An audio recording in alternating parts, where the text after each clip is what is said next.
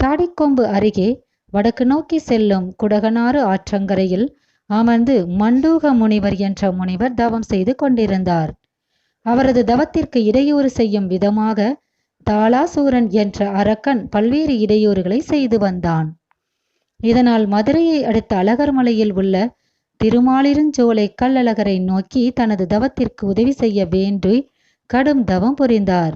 இவரது தவத்தால் ஈர்க்கப்பட்ட திருமாலிருஞ்சோலை அழகர் மண்டூக முனிவருக்கு இடையூறு செய்த தாளாசூரன் என்ற அரக்கனை வதம் செய்து முனிவரின் தவத்தை தொடர உதவி செய்தார். பின்னர் முனிவரிடம் என்ன வர வேண்டும் என்று கேட்டார். அவரும் கள்ளழகர் இப்பகுதியில் வாசம் செய்து இப்பகுதியில் வாழும் மக்களை காக்க வேண்டும் என்று கேட்டுக்கொண்டார். முனிவரின் வேண்டுதலை ஏற்று தாடிக்கொம்பு பகுதியிலேயே கள்ளழகர் என்ற சௌந்தரராஜ பெருமாள் எழுந்தருளி வீற்றிருப்பதாக புராண வரலாறு கூறுகிறது.